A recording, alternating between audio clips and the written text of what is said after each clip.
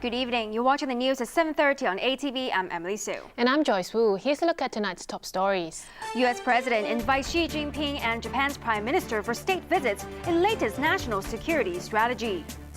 Carrie Lam claims divide with opposition camp will not deepen with government of ministers boycotting Democratic Party's anniversary dinner. Health authorities admit there won't be enough supplies of new flu vaccine as death toll rises to 140. The U.S. has invited President Xi Jinping and Japanese Prime Minister Shinzo Abe for state visits that will put the focus on China's territorial disputes with its neighbors. The move was announced in U.S. President Obama's final national security strategy to forge ahead with his pivot to Asia, despite Beijing's suspicions that it's to contain China's rise. The last time President Xi Jinping met his U.S. counterpart Barack Obama was at the APEC summit in Beijing in November.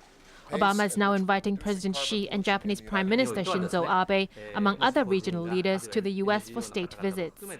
It's a key part of Obama's second and final national security strategy, reflecting his intention to move forward with his pivot to Asia before he leaves office.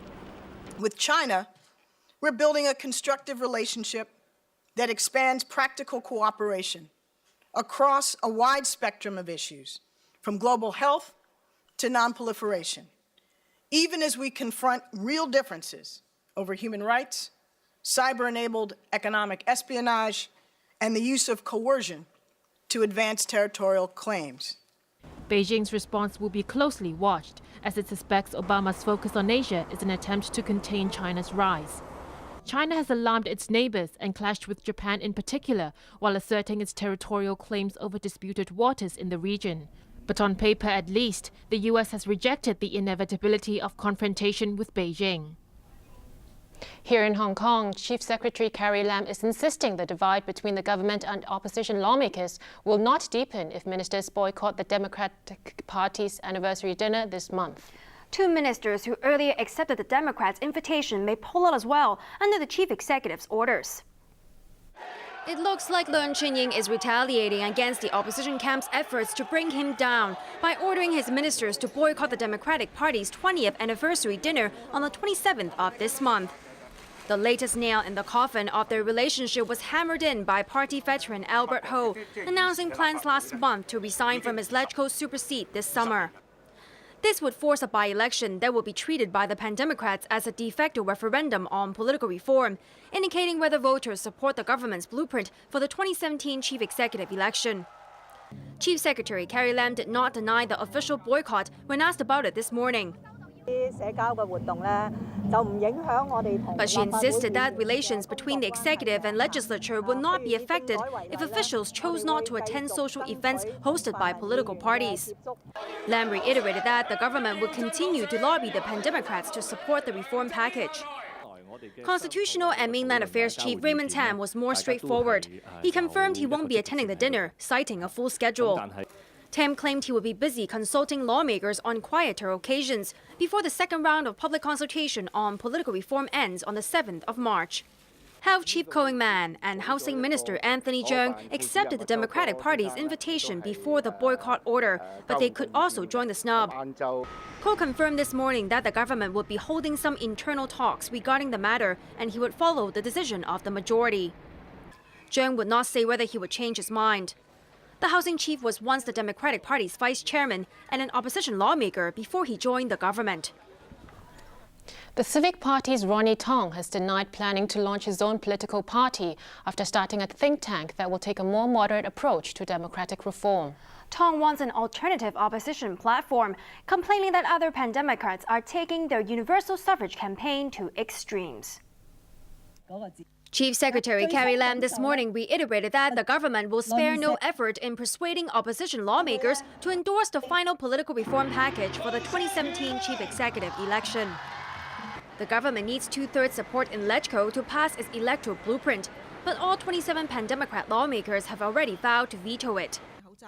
The government needs just 4 Pan-Democrats to change their minds, and the Civic Party's Ronnie Tong is a possible swing vote, as he has been distancing himself from his colleagues to suggest a compromise. This morning, over the airwaves, he once again urged his Pan-Democratic colleagues to stop going to extreme lengths to oppose the package, warning that would not help Hong Kong achieve greater democracy and only worsen the existing polarization of society. Tong also said he's considering setting up a think tank to urge the city's silent majority who adopt a more moderate political stance to speak up. What I want to do is to try to find out if there are sufficient support for a more middle-of-the-road political thinking. But the veteran legislator and barrister denied that he's trying to start his own party, even though setting up a think tank is usually the first step to forming a political party. At this moment, I'm really not thinking about forming a political party, but simply to generate more debate and more outward thinking, and hope that we can, from there, establish a better relationship between Beijing and the people of Hong Kong. Tong said he will remain in the Civic Party at least until LegCo votes on the government's reform package this summer. Democratic Party member Law Chi-kwong, one of the first key pan-Democrats to call on the opposition camp to pocket the government's offer, had another warning for his colleagues. He advised veteran Democrat Albert Ho, who holds a super seat through direct LegCo and district council polls, to abandon his plans to resign and trigger a citywide by-election. It would definitely look disadvantageous to the Democratic Party because its closeness to the district council election in November this year. Because in June, the resolution will be tabled, and if it is not passed, and then Albert Ho resigned, then probably the by-election would take place in around September. Ho's own camp is doubtful whether it's any use for him to step down after LegCo votes on the final reform package. Veteran Beijing loyalist Anthony Wu, a local delegate to China's top political advisory body, has a strong suggestion to end the stalemate. He told ATV's Newsline there should be a comprehensive public opinion poll to reflect once and for all what the people of Hong Kong want, so that lawmakers will vote accordingly when the package is put before them. Let's say you have 10 really different institutions, Hong Kong U, the pandemic agencies and whatever. Ask one simple question. Would you accept the government's proposal? Wu says such a simple and direct question would avoid the risk of the survey being manipulated, and all parties should promise to accept its results. Housing Society Chairman Marco Wu is backing calls to reduce leasing restrictions for subsidized homes, but foresees difficulties in making a new scheme work. This comes as 270,000 people wait in line for a public rental unit, with no relief in sight. ATV's Arthur Akula reports. Latest figures from the government have painted another grim picture of Hong Kong's housing problems. There are now 270,000 people applying for public rental housing, with an average applicant having to wait 3 years and 3 months for a flat. On a radio show today, Housing Society Chairman Marco Wu admitted things are not looking good. Wu believes a proposed pilot scheme allowing sitting tenants to buy new public rental flats at discounted prices could help shorten the queue. About 700,000 current tenants are expected to be eligible for the scheme, announced in this year's policy address. As to whether to impose a 5-year ban on the resale of the sold units to control speculation, Wu warned it could backfire, as potential buyers might be put off by restrictions. There have also been calls to loosen leasing restrictions for home ownership scheme units, which cannot be rented out without owners paying the land premium. Wu agrees the move will put vacant flats to better use, but admitted difficulties in making the scheme work, as HOS units are subsidized by public money. He also revealed the Housing Society's plans to rebuild 8 estates that are 40 years or older, saying talks are underway with authorities on how to resettle current residents. Arthur Akiola, ATV News. Health authorities have admitted there won't be enough supplies of new vaccines in April to treat a deadly strain of the seasonal flu virus. The virus has killed 140 people so far this year, and the health minister is expecting a longer peak flu season. ATV's An Jiang reports. The Center for Health Protection announced today that 6 more people have died from severe seasonal flu, taking this year's casualty toll to 140. While schools have been advised to put children through temperature checks, the center's controller, Leung Hong, insisted there's no need to suspend classes yet, as most of the victims are elderly people already suffering from chronic ailments. Authorities are waiting for April to receive new vaccines targeting the mutated H3N2 strain that is killing so many patients. We do not know exactly how many doses we can eventually obtain, but it will not be sufficient for everyone in Hong Kong who wish to get the vaccine. Due to limited supply, the center will hold meetings to discuss priority procedures before the Chinese New Year. Earlier this morning, Health Secretary Ko Wing-man said the government had already secured verbal commitment from one drug manufacturer, but he's expecting an extended peak flu season this time. In view of the high numbers of severe influenza cases during the winter outbreak period, experts have raised the possibility of an extension of the traditional peak season of January to March, extending into April or even May. So this is a distinct possibility.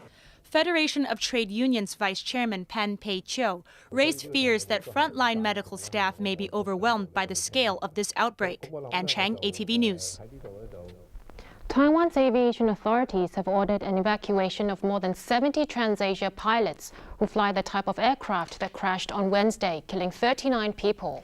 Rescue workers have pulled 4 more bodies out of the river in Taipei, where the plane went down, but 4 people are still missing. Here's Arthur Kyola.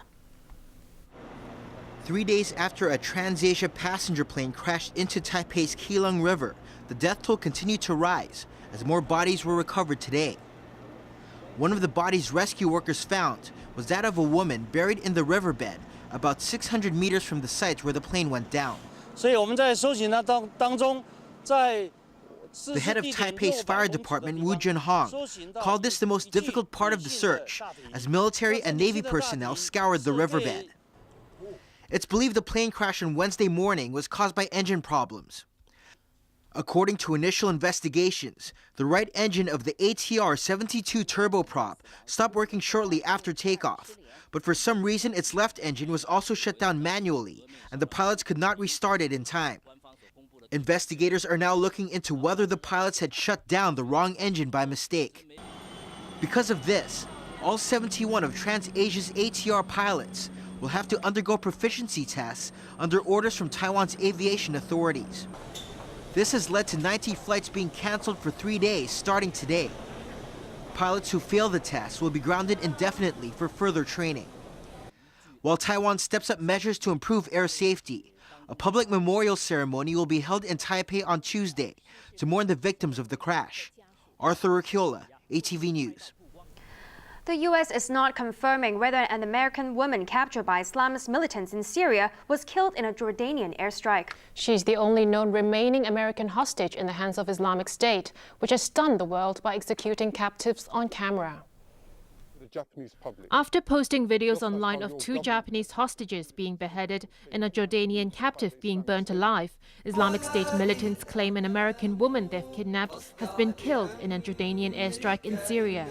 But the U.S. government would not confirm the death of 26-year-old Kayla Jean Mueller, who was seized by the extremist group known as ISIL in August, while she was in Iraq for humanitarian work. We do not, at the present, have any evidence to corroborate ISIL's claims. But obviously we'll keep reviewing the information at hand. Mueller's parents are hopeful she's still alive. Time now for sports with Raymond Yeung. So what do we have for sports tonight, Raymond? Well, we have a bit of everything, starting with football, where Morocco have been banned from the African Cup of Nations until 2019 after refusing to host the tournament over Ebola concerns. Equatorial